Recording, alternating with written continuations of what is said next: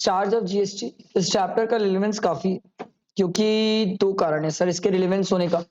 एक, reverse charge है। दूसरा कि सर ये ना रिवर्स चार्ज की एडजस्टमेंट्स, और दूसरा सर प्लेस ऑफ सप्लाई से भी ये कनेक्ट करता है, तो थोड़ा सा इसका रिलेवेंस अच्छा है। आप चार चैप्टर को अच्छे से पढ़ के जाना, ये एग्जेम्पशन से भी कनेक्ट करता है, इसका आईटीसी में भी ट्रीटमेंट अच्छा होता है। तो मेरे हिसाब से चार चैप्टर अच्छे से पढ़ के जाना चाहिए स्टूडेंट को, अदरवाइज उसके फंसने के बेहद चांसेस है, बेहद। ठीक है, चलो देखते हैं सर। देखो, रिवर्स चार्ज मतलब याद है सर, फॉरवर्ड चार्ज क्या होता था, यहाँ पर सप्लायर गवर्नमेंट को पे करता है। रिवर्स चार्ज मतलब सर रेसिपिएंट गवर्नमेंट को पे करता है, that is called reverse charge. ठीक सर, कुछ कैटेगरी ऑफ सर्विसेज है जो रिवर्स चार्ज में होती है। इसमें सबसे पहला दिया हुआ है सर जीटीए वाली सर्विसेज। जीटीए वाली सर्विसेज को तो अच्छे से याद रखना, ये काफी इंपॉर्टेंट होती है जीटीए वाली सर्विसेज। कि सर अगर जीटीए ने, पहले आप ये चेक करो कितने परसेंट में प्रोवाइड कर रहा है, 5 की 12। 12 है तो फॉरवर्ड है, 5 है तो ऑप्शन है, फॉरवर्ड रिवर्स ऑप्शन है। सर 5 में भी अगर वो स्पेसिफाइड रेसिपिएंट है तो रिवर्स हो सकता है सर, हो सकता है, वो चाहे तो जीटीए वाला रिवर्स ले सकता है सर। तो सर स्पेसिफाइड रेसिपिएंट में कौन कौन आता है ये आपको याद होना चाहिए। Factory registered, society, cooperative person, या फिर पर्सन रजिस्टर्ड। ये पर्सन रजिस्टर्ड अभी के आरटीपी में दिया हुआ है, पर्सन रजिस्टर्ड वाला। ठीक है, तो जीटीए वाला अगर किसी इन स्पेसिफाइड रेसिपिएंट को सर्विसेज प्रोवाइड करता है, तो सरकार बोली अगर जीटीए वाला 5% ऑप्ट करता है, और अगर वो ऑप्ट करता है रिवर्स चार्ज, तो ही रिवर्स चार्ज की बात है, अदरवाइज नहीं। वो चाहे तो 5% में भी फॉरवर्ड में चल सकता है। फिर सर इसमें एक पॉइंट जो मुझे याद रखने लायक लगता है वो ये, RCM not applicable if the recipient is registered only for the TDS purpose. RCM applicable नहीं होगा सर उनके ऊपर जो टीडीएस पर्पस के लिए अपने आप को रजिस्टर कराए थे सर, टीडीएस डिडक्ट करने के लिए सर, जो कि बेसिकली कौन होता है, गवर्नमेंट। बट सर अगर आपको ध्यान हो तो हम एग्जेम्पशन वाले चैप्टर में भी पढ़ते हैं, वहां पर हम ये पढ़ते हैं सर कि अगर जीटीए वाले ने किसी को सर्विसेज प्रोवाइड किया और वो पर्सन सिर्फ टीडीएस पर्पस के लिए रजिस्टर करता है तो वो एग्जेम्प्ट होता है, तो वो एग्जेम्प्ट होता है। तो आप थोड़ा सा कनेक्ट करके इसको अच्छे से ध्यान रखना। ठीक है, ये पॉइंट जनरली लोग भूल जाते हैं, जनरली लोग भूल जाते हैं। ठीक, फिर ये सर लीगल सर्विसेज, इसमें एक दो पॉइंट बड़े जबरदस्त है। एक पॉइंट चाहूं तो मैं आपसे पूछ सकता हूं, क्योंकि मैं अभी फाइनल की रिकॉर्डिंग कर रहा था, तो it's was very nice. Final में भी तो यही है, ऐसा थोड़ी है फाइनल में ये बदल जाएगा। ये नहीं बदलेगा सर, चैप्टर तो यही रहेगा। चैप्टर कैसे बदल जाएगा, चैप्टर सेम रहेगा सर। हाँ, कंटेंट बढ़ गए। आप में रिवर्स चार्ज में सिर्फ सर्विसेज होती है, उनमें रिवर्स चार्ज में गुड्स भी होता है। आप में रिवर्स चार्ज में सर्विसेज इतनी अच्छी है, उनमें रिवर्स चार्ज की सर्विसेज और ज्यादा हो जाती है, बस इतना ही होता है, फाइनल में बढ़ जाती है। इसमें एक अच्छा पॉइंट दिया हुआ था कि अगर एक सीनियर एडवोकेट अगर फॉर्म ऑफ एडवोकेट को सर्विसेज प्रोवाइड करता है तो रिवर्स चार्ज में आएगा कि नहीं।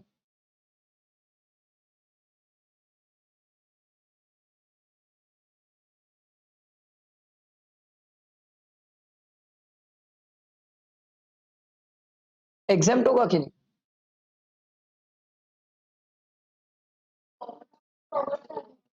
सर टैक्सेबल होगा, फॉरवर्ड चार्ज होगा। अभी आपको आसान लग रहा है, जिस दिन एग्जाम्पशन पढ़ाऊंगा ना उस दिन बताना मेरे को कि कैसे कनेक्ट करोगे। बहुत अच्छा पॉइंट था।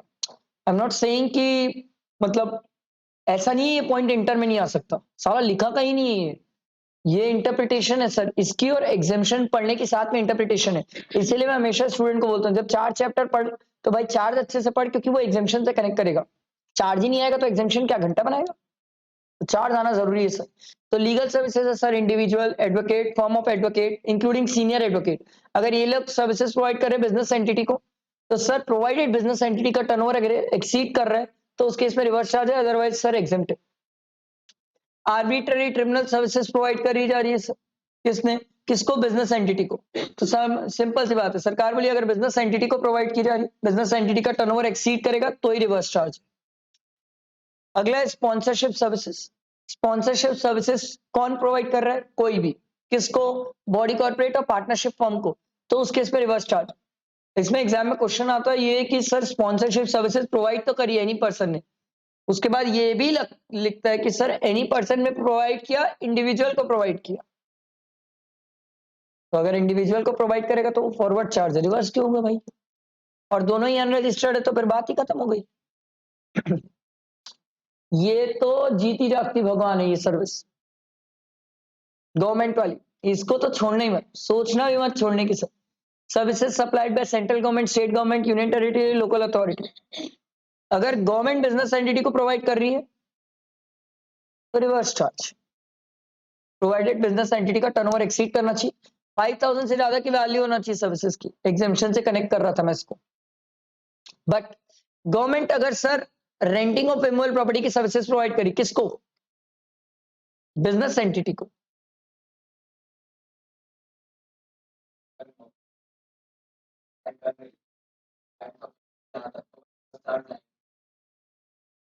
ठीक है, अगर गवर्नमेंट रेंटिंग की सर्विसेज प्रोवाइड कर रही है बिजनेस एंटिटी को, तो सरकार बोलती है फॉरवर्ड चार्ज। ठीक है, जब मैं आपको एग्जामिशन पढ़ाऊंगा ना, तब मैं आपको अच्छे अच्छे पॉइंट्स बताऊंगा। सी फाइनल के क्वेश्चंस थे, अच्छे अच्छे थे पॉइंट। ऐसा नहीं है आप में नहीं आ सकता, क्यों नहीं आ सकता सर? सेम ही तो प्रोविजन है, क्यों नहीं आ सकता? अच्छे पॉइंट्स थे, आपको बताऊंगा। फिर है services by department of post, ministry of railway, या फिर services in relation to aircraft vessel inside और outside the presence of the port और एयरपोर्ट, या ट्रांसपोर्टेशन ऑफ गुड्स और पैसेंजर की सर्विसेज। गवर्नमेंट अगर किसी बिजनेस एंटिटी को प्रोवाइड करी तो फॉरवर्ड चार्ज। हरी बात समझ बैठा दिमाग में? क्लियर हुआ? क्लियर हुआ? ध्यान रखना सर, बहुत अच्छे क्वेश्चन है इसके। एग्जामिशन के साथ मैं आपको कनेक्ट करूंगा सर। ये वाला पॉइंट तो पूरा ही बवाल मचा के रख दिया है।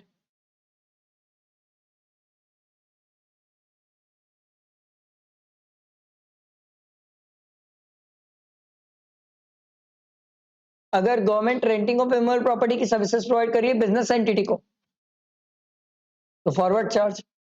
गवर्नमेंट अगर रेंटिंग की सर्विसेज प्रोवाइड करिए किसी पर्सन रजिस्टर्ड को, तो रिवर्स चार्ज।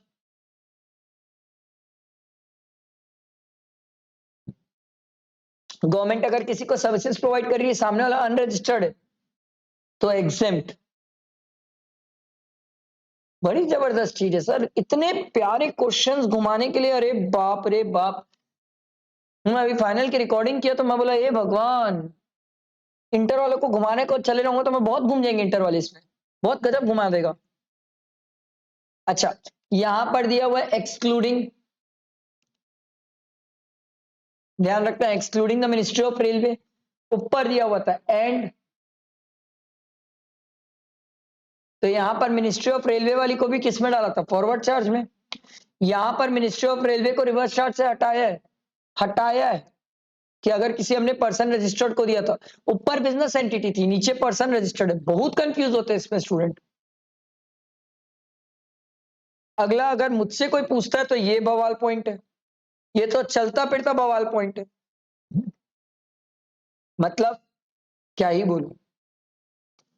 आता ही है जब से इंस्टीट्यूट ने ये अमेंडमेंट किए ना, 5A और 5AA, इंस्टीट्यूट ये तीन में से एक पॉइंट को तो बड़े क्वेश्चन में डालती है, क्योंकि गारंटीड स्टूडेंट इसको गलत करते, तभी करते सब सब। बड़ा गजब है। मतलब मैं फाइनल में चार्ज और कंपोजिशन चैप्टर की जो वीडियो डाला था, उसमें जो क्वेश्चन वाली वीडियो है जिसमें क्वेश्चन कराया था, बहुत प्यारा क्वेश्चन था वो, अच्छा क्वेश्चन था, इसी से कनेक्ट करता था कि sir services by way of renting of residential dwelling to a registered person, तो रिवर्स चार्ज है। अनरजिस्टर्ड एग्जेम्प्ट है, कमर्शियल है टैक्सेबल है। बहुत जबरदस्त है sir. Renting of residential dwelling है तो रिवर्स चार्ज है, कमर्शियल है तो फॉरवर्ड चार्ज है।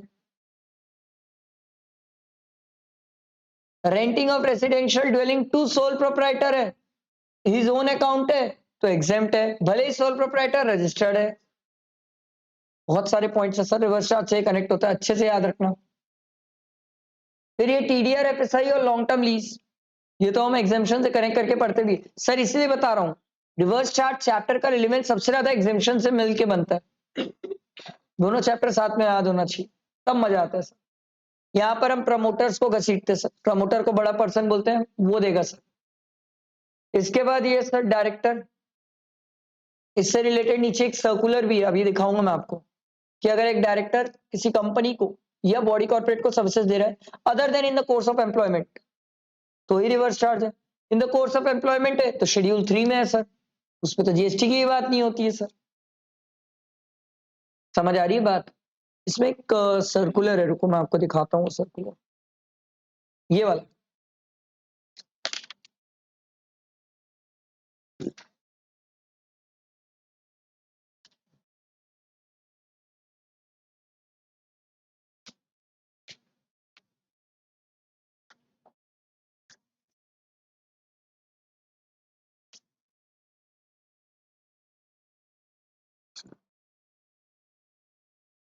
देखो, tax on services by director of a company in his personal capacity such as renting of immovable property to the company या body corporate not payable under reverse charge. तो reverse नहीं है तो क्या होगा, forward. ये कब बोल दिया मैंने एग्जेम्प्ट, मैंने एग्जेम्प्ट थोड़ी बोला सर, रिवर्स नहीं है ये तो मैं खुद बोल रहा हूँ, बट फॉरवर्ड तो होगा ना सर। ये अच्छा पॉइंट है, मेरे हिसाब से ये सर्कुलर करके रहना। सितंबर वाले तो घोट के पी जाओ, सितंबर में नहीं आया तो जनवरी वाले तो रट लो, आएगा आएगा, गारंटीड आएगा सर, क्योंकि इससे रिलेटेड आरटीपी में क्वेश्चन आ चुका है। तो आरटीपी में क्वेश्चन आया तो इंस्टीट्यूट एक आध दो अटेम्प्ट रुक के पूछ ही देगी सर, वो आ नहीं तो कल पूछेगी सर। बाकी ये वाला सिंपल है sir, insurance agent insurance company को प्रोवाइड कर रहा है तो सरकार बोलती है इंश्योरेंस कंपनी बड़ी है हम उससे लेंगे। रिकवरी एजेंट में याद रखना सर, ये रिकवरी एजेंट किसका होना चाहिए, बैंक्स, फाइनेंशियल इंस्टीट्यूशन और एनबीएफसी। ठीक है, इसके अलावा कोई दूसरा रिकवरी एजेंट रहा तो वो कवर नहीं होगा सर। अपन क्वेश्चन भी किए थे क्लास में, वो recovery agent of a car था, कार डीलर, वो कवर नहीं होता यहाँ पर। ये याद है मैंने आपको बताया था, म्यूजिक कंपोजर, फोटोग्राफर, आर्टिस्ट, इनको सर्विसेज प्रोवाइड की जा रही है सर। याद रखना relating to original original original dramatic musical और आर्टिस्टिक वर्क, ये ओरिजिनल वर्ड से खेल देता है सर, एक ही बार खेला है अभी तक बट खेला है ओरिजिनल वर्ड से। तो मैंने आपको हमेशा से बताया था सर, अरिजीत सिंह छोटा इंसान है, टी सीरीज बहुत बड़ी है sir, T series Arijit Singh जैसे 100 आदमी को खड़ा कर सकती है, इतनी बड़ी है टी सीरीज। अरिजीत सिंह बहुत छोटा है, तो सरकार बोलती है अरिजीत सिंह से नहीं बात करेंगे, हम टी सीरीज से बात करेंगे भैया, टी सीरीज बहुत बड़ी है। फिर ये ऑथर वाली कहानी याद है, बहुत सिंपल थी सर, ऑथर छोटा आदमी होता है, पब्लिशर बड़े लोग होते हैं, सरकार वाली पब्लिशर से बात करेंगे हम जीएसटी की। पर अगर ऑथर चाहे तो डिक्लेरेशन देके खुद 1 साल का डिक्लेरेशन देके खुद फॉरवर्ड चार्ज में दे सकता है, चॉइस है ऑथर के पास। Supplier services by the member of overseas committees to RBI, सरकार बोलती है ओवरसीज कमिटी से तो आप ले भी नहीं पाओगे, ऑब्वियस सी बात है, आरबीआई से रिवर्स चार्ज में लेने की बातें करोगे। इसमें ये इंपॉर्टेंट होता है डीएसएस, इंडिविजुअल डीएसएस, और इसलिए आपको याद रखना पड़ेगा सर इसमें इंडिविजुअल डीएसए, क्योंकि सर अदर देन अ बॉडी कॉर्पोरेट, अदर देन अ बॉडी कॉर्पोरेट, पार्टनरशिप फर्म और एलएलपी दिया हुआ है सर, ये याद रखना सर, ये लोग नहीं आते, ये लोग के केस में फॉरवर्ड चार्ज।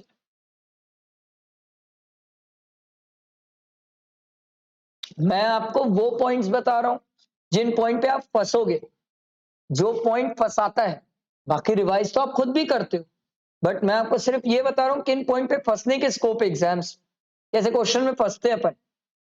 तो अगर इंडिविजुअल डीएसए प्रोवाइड कर रहा है तो रिवर्स चार्ज सर, अगर बॉडी कॉर्पोरेट, पार्टनरशिप फॉर्म या एलएलपी प्रोवाइड कर रही है, एलएलपी के फॉर्म पे डीएसए तो सर फॉरवर्ड चार्ज, ये ध्यान रखना पड़ेगा आपको। ठीक है, छोटी छोटी बात है, ये तो जिंदगी में बवाल मचा के रख दिया है साला, जब आएगा ना तब बैंड बजाएगा। बिजनेस फैसिलिटेटर या बिजनेस करस्पॉन्डेंट, अगर ये सर्विसेज प्रोवाइड कर रहे हैं सर बिजनेस फैसिलिटेटर या बैंकिंग कंपनी को, तो सरकार बोलती है रिवर्स चार्ज है।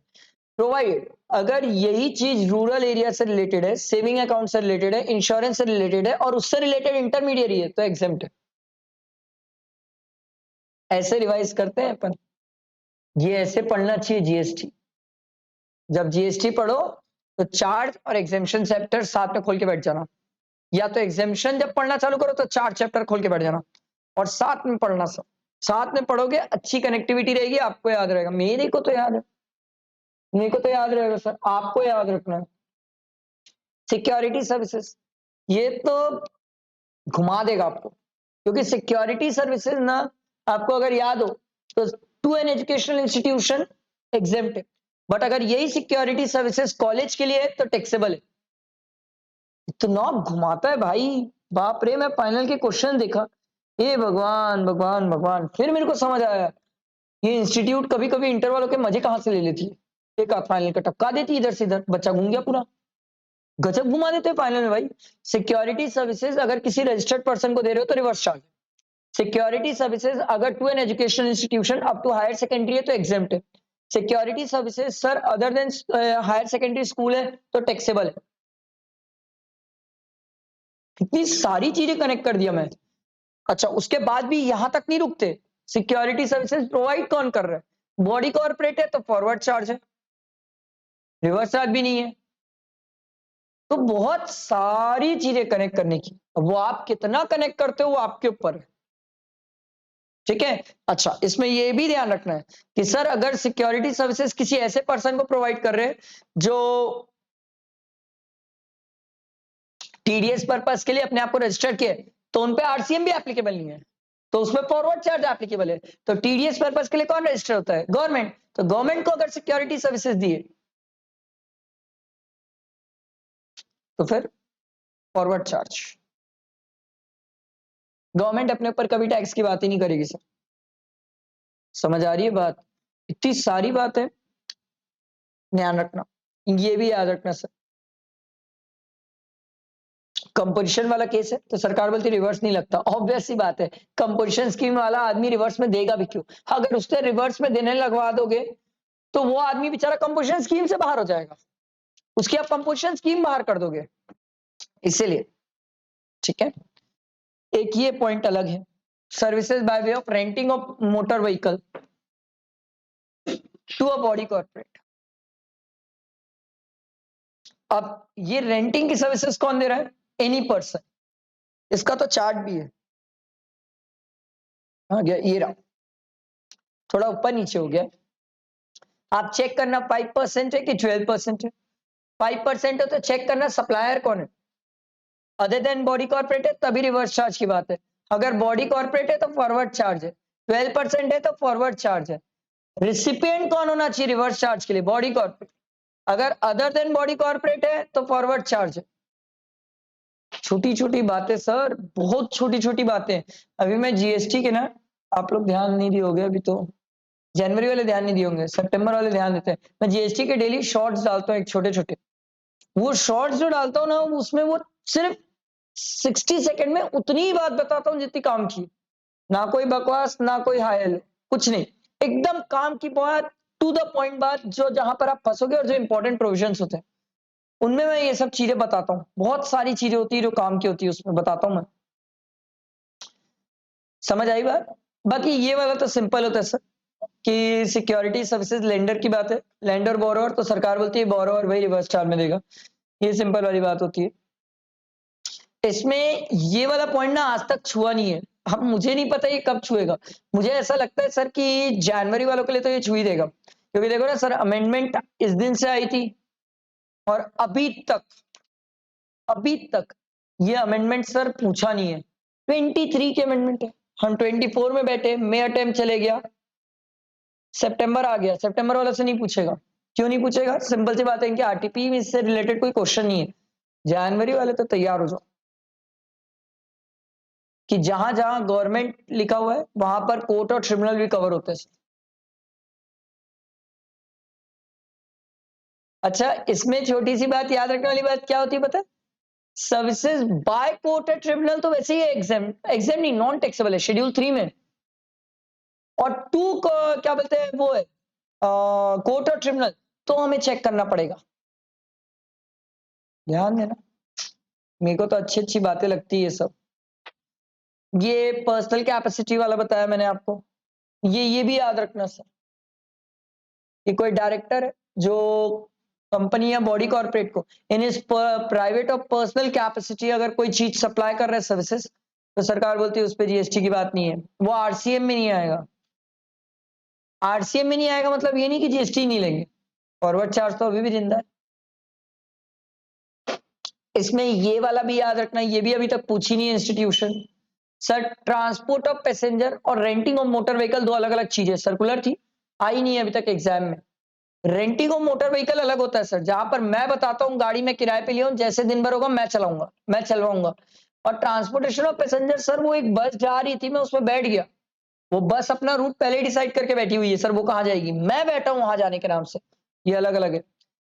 ई कॉमर्स ऑपरेटर, ये तो अरे बाप रे बाप, ये ई कॉमर्स ऑपरेटर तो और इंपॉर्टेंट है, क्योंकि सर जो ई कॉमर्स ऑपरेटर है उनमें सर्विसेज के केस में अगर इंट्रा स्टेट है तो सेक्शन 9(5) अप्लाई होता है और रिवर्स चार्ज एप्लीकेबल हो जाता है। ई कॉमर्स ऑपरेटर मरेगा सर। अब इसमें आपको ये ध्यान रखना चाहिए, ये वाले ई कॉमर्स ऑपरेटर, ये वाली अगर सर्विसेज प्रोवाइड कर रहे e commerce operator intra state मतलब समझते विद इन द स्टेट, तो सरकार बोली भैया इन केसेस में ई कॉमर्स ऑपरेटर को पकड़ेंगे। मेरे हिसाब से आपको इसमें ओमनी बस तो घोट के पी जाओ सालो, ओमनी बस और रेस्टोरेंट वालों को घोट के पी जाओ, क्योंकि रेस्टोरेंट वालों में अदर देन स्पेसिफाइड प्रीमाइसेस वाले आते हैं, और स्पेसिफाइड प्रीमाइसेस वो होते हैं सर जिसका 7500 per day per unit charge किया जाता है, मतलब एक रूम का चार्ज 7500 बहुत होता है, छोटे मोटे लोगों के लिए बहुत होता है, बट आप बेबीलोन जैसे को गिनोगे तो भाई उसका तो 7500 से कहीं ज्यादा है एक दिन के रूम का चार्जेस, तो वो डिपेंड करेगा। तो इसमें 2 पॉइंट मेरे को याद रखने लायक लगते हैं, एक ओमनी बस और एक ये रेस्टोरेंट वाला, अच्छे से याद रखना, अच्छे से याद रखना, बहुत इंपॉर्टेंट, अति में इंपॉर्टेंट। इसके बाद सर ये वाला पॉइंट है, इससे आपके में क्वेश्चन तो नहीं था बट फाइनल में इससे रिलेटेड एक अच्छा क्वेश्चन था sir, any services supplied by any person who is located in a non-taxable territory to any person other than a non-taxable online recipient। तो सर इंडिया में कोई पर्सन है जिसको सर्विसेज मिल रही है बाहर वालों से, तो सरकार बोलती है रिवर्स चार्ज है, ठीक है, इंपोर्ट ऑफ सर्विसेज है, रिवर्स चार्ज रहेगा, ठीक। इसमें ये वाला पॉइंट था, ये हट गया सर रिवर्स चार्ज से, रिवर्स चार्ज से हटा इसका मतलब ये नहीं कि एग्जेम्प्ट हो गया, फॉरवर्ड चार्ज में आज भी है ये, ठीक है, आई बात समझ। इसके बाद है कंपोजिशन, ये तो मेरे को सबसे आसान लगता है सर कंपोजिशन, बिलीव मी मेरे को तो बहुत इजी लगता है और स्कोरिंग लगता है सर। इसमें कंपोजिशन में अगर कुछ ध्यान रखने वाली बात होती है तो बहुत सिंपल, आपको ये याद रखना रखता है कि 75 लाख के केस में कितने स्टेट्स कवर है, ठीक है, तो मैंने आपको बताया था 7 सिस्टर्स कवर हो जाते हैं सर, अरुणाचल प्रदेश, मणिपुरम, मेघालय, त्रिपुरा, नागालैंड, मिजोरम, सिक्किम, उत्तराखंड, आसाम, हिमाचल प्रदेश, जम्मू एंड कश्मीर के लिए लिमिट 1.5 करोड़। एग्जाम में जो आजकल मजे लेने चालू कर दिए इंस्टीट्यूट, वो अरुणाचल प्रदेश को लेके चालू कर दिए, अरुणाचल प्रदेश और उत्तराखंड, क्योंकि उत्तराखंड अभी बहुत हाईलाइट हो रहा है सर। साइलेंट होता है बहन, तेरा फोन कभी नहीं होता है साइलेंट, क्यों? ऐसा किसका वेट करती है मेरी क्लास के बीच में कॉल का? कौन है जो तेरे को कॉल करेगा मेरी क्लास के बीच में? और ऐसा तो नहीं है तू बीच बीच से भग जाती तो घर वाले क्लैरिफाई करते रहते हैं कि भगवक तो नहीं रही है, इसलिए कॉल कर करके पूछते हैं। सर उत्तराखंड काफी हाईलाइटेड है अभी, तो उत्तराखंड और अरुणाचल प्रदेश ये दो को बहुत कवर कर रही है इंस्टीट्यूट और इससे क्वेश्चंस पूछ रही है। इसमें हमें मेन क्या देखना होता है, एग्रीगेट टर्नओवर। एग्रीगेट टर्नओवर में जो मेरे को लगता है इंपॉर्टेंट पॉइंट आपको ध्यान रखना चाहिए कि एग्रीगेट टर्नओवर हम दो पर्पस के लिए देखते हैं, एलिजिबिलिटी, टैक्सेबिलिटी। सर एलिजिबिलिटी के लिए अलग होता है, टैक्सेबिलिटी के लिए अलग होता है। आप जो मैंने क्लासेस में रेगुलर चार्ट बनवाया था ना एलिजिबिलिटी के लिए और टैक्सेबिलिटी के लिए, वो तो घोट के पी जाओ, वो चार्ट भयानक इंपॉर्टेंट है, क्योंकि अगर आपने उसको नहीं ध्यान से देखा ना सर तो लिख के ले लो एलिजिबिलिटी नहीं तो टैक्सेबिलिटी, दोनों में से एक में गड़बड़ करके ही आओगे, करके आओगे। और क्वेश्चन में कभी भी पढ़ना पहले कि वो क्या बोल रहा है, एलिजिबिलिटी बोल रहा है, टैक्सेबिलिटी बोल रहा है, ये सब चीजें ध्यान देनी होती है सर, बहुत अच्छे से ध्यान देनी होती है, नहीं तो पूरी बैंड बज जाएगी आपकी सर। एग्रीगेट टर्नओवर में सर जो रिवर्स चार्ज में होता है वो नहीं आता, बट सर कौन सा वाला नहीं आता है, इनवर्ड वाला रिवर्स चार्ज नहीं आता है, आउटवर्ड वाला आता है सर।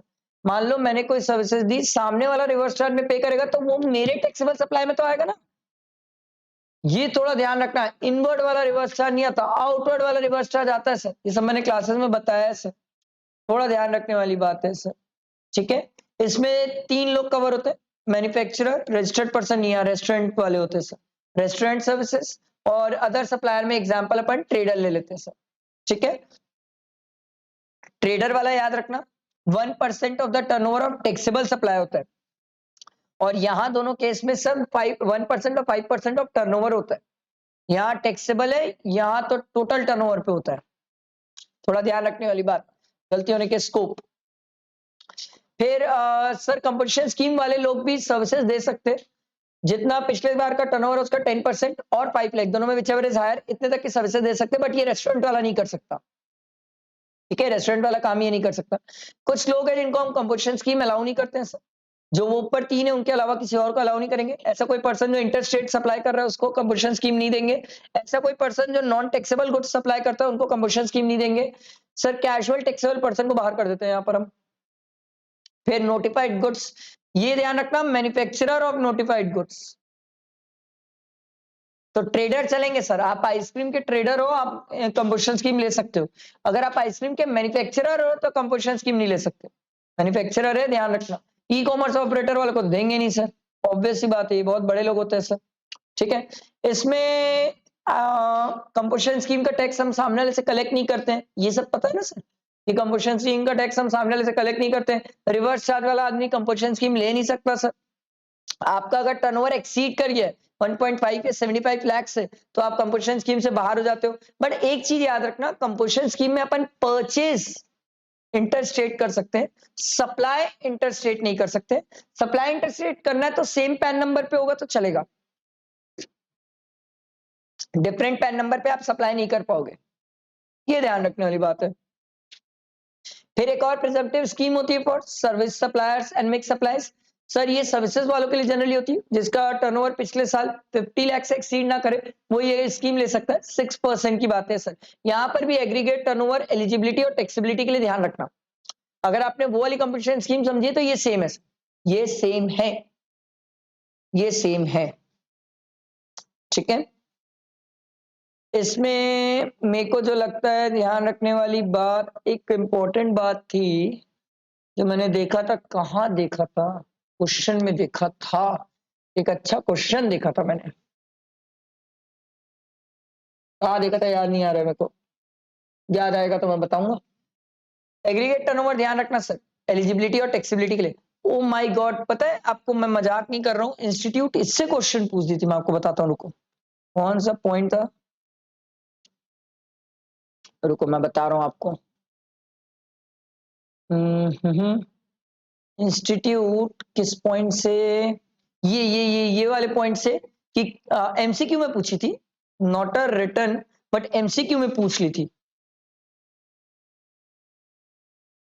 ये पॉइंट इंस्टीट्यूट एमसीक्यू में पूछी है, ये पॉइंट इंस्टीट्यूट एमसीक्यू में पूछी है सर। एमसीक्यू में ही आता है सर ये, मतलब रिटर्न में नहीं आएगा, कैसे आएगा रिटर्न में, एमसीक्यू में आता है। ठीक है, और इसमें ये वाला एमसीक्यू में आया था कि कंपोजिशन स्कीम वाले को जीएसटीआर 4 फाइल करना पड़ता है ऑन और बिफोर 30 अप्रैल और of the succeeding financial year, और इन लोग क्वार्टरली पेमेंट्स करते, जीएसटी पीएमटी 08 में 18th of the month succeeding quarter, मतलब अप्रैल मई जून है तो 18 जुलाई। आई बात समझ, बैठा दिमाग में। कुछ चीजें हैं जो थियोरेटिकली आप ध्यान रख सकते हो, कुछ कुछ छोटे छोटे पॉइंट्स मेरे को लगते हैं इंपॉर्टेंट है, आप ध्यान रखना। बाकी तो नॉर्मली सब चीजें मैंने कवर की है सब। अपनी जो समरी बुक है ना कॉम्प्रहेंसिव है, पता है, लिटरली बता रहा हूँ, अपनी समरी बुक कॉम्प्रहेंसिव है, इसमें हर चीज कवर्ड है, ए टू जेड कवर है, कुछ नहीं छूटा है, कुछ भी नहीं छूटा है। आप इसको कर लो, मोर देन इनफ। ठीक है, आई बात समझ, क्लियर हुआ। चलो आओ इसके क्वेश्चन देख लेते हैं।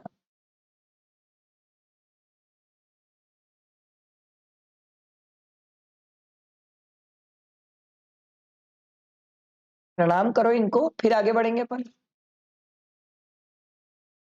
यही आपके करता धरता है। अभी तो वो आ गया ना, एमटीपी सेकंड वाली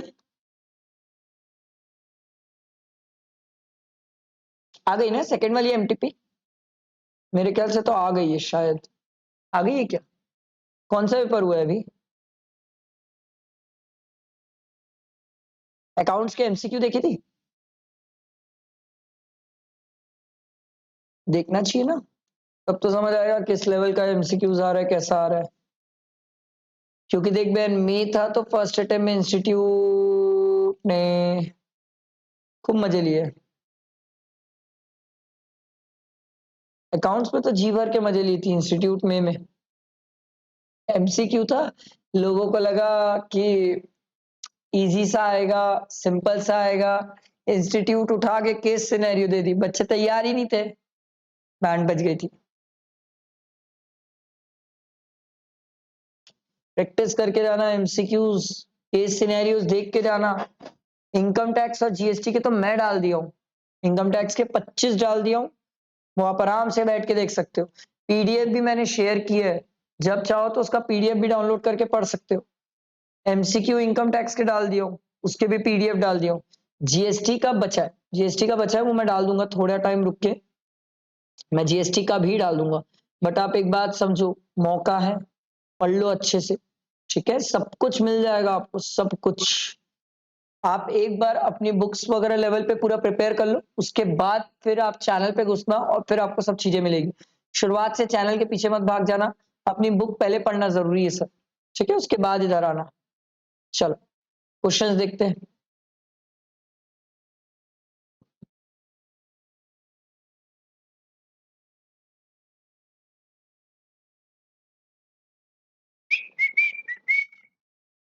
पेन नंबर तो बताओ ना लाइक,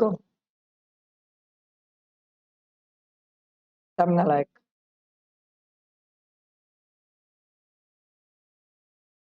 अच्छा देखते रहना, कहीं छूट ना जाए। प्लेस ऑफ सप्लाई अच्छे से पढ़ के जाना। प्लेस ऑफ सप्लाई में क्वेश्चन, बड़े क्वेश्चंस का पार्ट बनता है प्लेस ऑफ सप्लाई, ठीक है, नहीं पढ़ोगे तो बैंड बच जाएगी।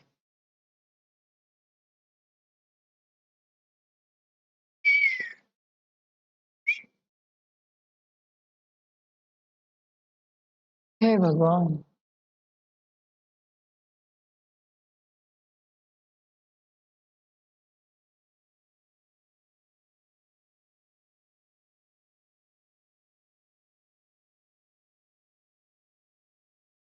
ये रहा, नहीं रहा, ये क्वेश्चंस कहाँ है, ये रहा, नहीं रहा, है ना, दो तीन इलस्ट्रेशन है ज्यादा, ये रहा। ये तो निहायती बकवास इलस्ट्रेशन है, हे भगवान। आपको कंपोजिशन टैक्स निकालने बोला है सर, उसका टर्नओवर कितना है सर, 5 लाख और 10 लाख है। पिछले साल सर 115 लाख है, क्या कंपोजिशन स्कीम ले सकता है? हाँ सर। तो सर 5 और 10, 15 लाख, 15 लाख का मैन्युफैक्चरर है 1%। ये बहुत बड़ा क्वेश्चन है सर, इसमें कुछ नहीं है। ये क्या है भाई, ये ट्रेडर है, तो ये ट्रेडर के केस में 1% ऑफ टैक्सेबल सप्लाई होता है, ठीक है। तो इसमें देखो पिछले साल इसका टर्नओवर 115 था, करंट फाइनेंशियल ईयर में 35 लाख है, जिसमें से A1 का 15 है और 15 में से 5 टैक्सेबल है, 10 एग्जेम्प्ट है, एग्जेम्प्ट को छोड़ दो, इसका 1%। और A2 में 20 है, 20 में 10 टैक्सेबल है, 10 एग्जेम्प्ट, एग्जेम्प्ट छोड़ दो, इसका 1%। ये कोई क्वेश्चन नहीं है सर, ये तो इंस्टीट्यूट वार्म अप खेलते रहती है हमारे साथ, सीरियसली बता रहा हूँ, ये वार्म अप है, इसको देख के अंधाधुंधी नाचना मत सर। ये पिछले साल इसका टर्नओवर 45 लाख है, 50 लाख से कम है, तो करेंट ईयर में वो सर कंपोजिशन की प्रिजम्पटिव ले सकता है, कितना 6%, तो 15 लाख का 6% कितना आ जाएगा, 90,000। ये बहुत इजी है, ऐसे क्वेश्चन इंस्टीट्यूट एग्जाम में दे दे, रैंक लाएंगे बच्चे, रैंक।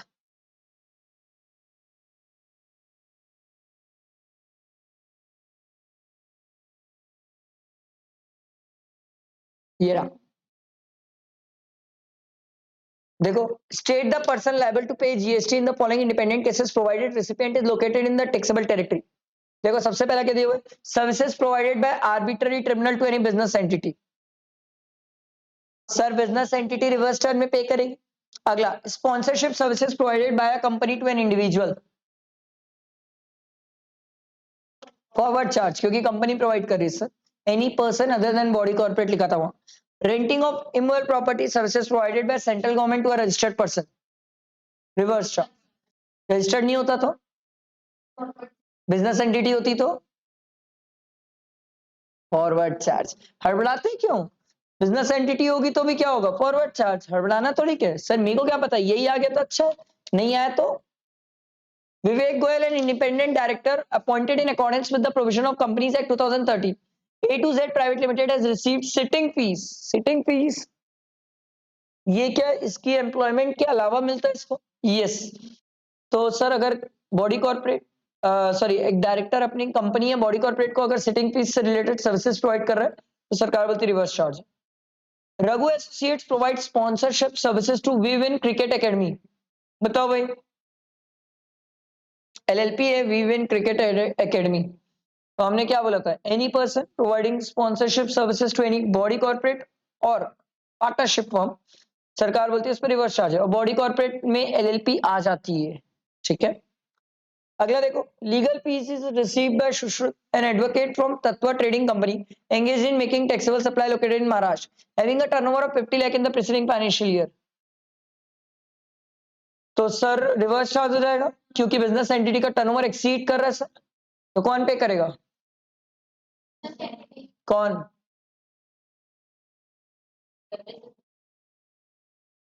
तत्व ट्रेडिंग। ठीक है, अगला देखो, state the person liable to pay GST in the following independent cases provided recipient is located in the taxable territory. Services by an insurance agent to insurance company, ये क्या बकवास है? Services supplied by recovery agent to a car dealer, देखो मैंने आपको बोला था इसमें क्या लगेगा? Forward charge. Security services provided by partnership firm to a registered person paying tax under regular scheme.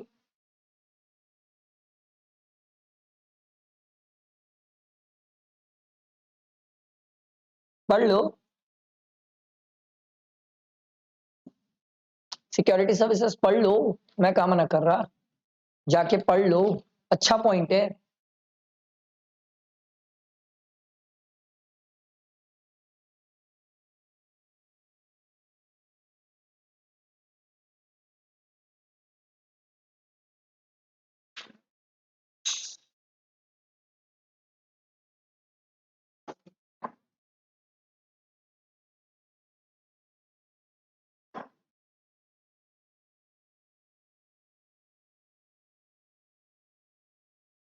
कि फॉरवर्ड, सोच लो।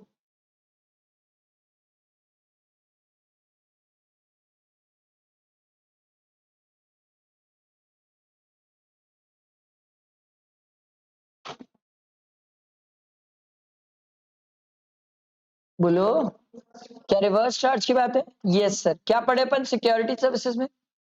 Any person other than body corporate. तो यहाँ पर कौन प्रोवाइड कर रहे हैं? पार्टनरशिप फर्म, कोई दिक्कत ही नहीं है सर। जिसको प्रोवाइड कर रहे हो वो सामने वाला कौन है? रजिस्टर्ड, तो रिवर्स चार्ज। ठीक है, अगला देखो, Sultan and son partnership firm based in Nagpur Maharashtra is a wholesale of taxable product PNQ exempted by way of notification only with the state of Maharashtra. Its aggregate turnover in the preceding financial year is 130 lakh. क्या ये compulsion scheme ले सकता है? Yes. The firm wishes to opt for the compulsion scheme subsection 1 and 2 of the section 10 in the current financial year. However, its accountant is of the view that a person engaged in making supply of exempted goods is not eligible for said scheme. Discuss. बताओ भाई,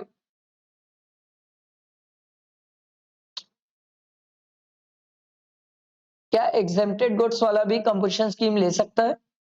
हाँ, क्योंकि aggregate turnover में cover होता है। But याद रखना, ऐसा कोई भी पर्सन जो एग्जेम्प्टेड सर्विसेज प्रोवाइड कर रहा है, बट वो एग्जेम्प्टेड सर्विसेज अगर लोन और advances in relation to interest और डिस्काउंट वाली है, सिर्फ वही प्रोवाइड करता है तो नहीं ले पाएगा।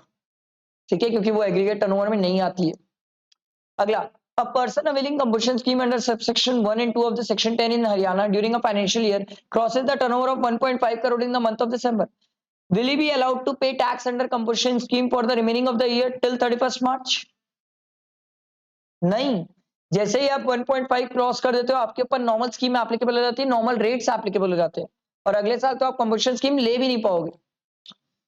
अगला देखो, determine whether the supplier in the following cases are eligible to compulsion scheme under section 10(1), 10(2), provided their turnover in the preceding financial year does not exceed 1.5 crore. Mohan Enterprises is engaged only in trading of पान मसाला, क्या ये ले सकता है? हाँ, trader है। Manufacturer होता तो नहीं देते। सुगम manufacturers have registered office in Punjab and Haryana and sell goods manufactured by it in the neighboring state। नहीं, सेम पैन नंबर होता तो अलाउ कर देते, डिफरेंट पैन नंबर पे हम नहीं देते हैं सर। उसके बाद अगला देखो, Subramaniam Enterprises has 2 registered place of business in Delhi. Its aggregate turnover in the preceding financial year for both the place is 120 lakh. It wishes to pay tax under composition scheme under section 10(1), 10(2) or for one of the places for current financial year while continuing paying normal scheme for the other। क्या ऐसा हो सकता है? नहीं। हमने एक बात सीखी है सर, अगर आपने एक जगह कंपोजिशन लिया है तो सब जगह कंपोजिशन हो जाएगा, एक जगह नॉर्मल स्कीम है तो सब जगह क्या हो जाएगा। अगला देखो, mister Ajay as a repair centre, ठीक है, registered under GST where electronic goods are repaired or serviced. His repair center is located in the state of Rajasthan and he is not engaged in making any interstate supply of service. His aggregate turnover in the preceding financial year is 45 lakh. With reference to the provision of CGST Act 2017, examine whether Mr. Ajay can opt for the composition scheme under section 10(1) and 10(2) for the current financial year। क्या ले सकता है? Yes. Whether he is eligible to avail benefit of composition scheme under section 10(2)A। Yes, ये 10(2)A opt कर सकता है, कोई दिक्कत नहीं है। Considering the option of payment of tax available to Mr. Ajay, compute the amount of tax payable by him in the current financial year, assuming that his aggregate turnover in the current financial year is 35 lakh। तो क्या 35 लाख में से पहले 20 लाख हटा दूं? 20 लाख तक तो basic exemption limit होती है ना, 20 लाख तक तो अपन को रजिस्टर भी नहीं करना पड़ता है। क्या हटा दूं 20 लाख?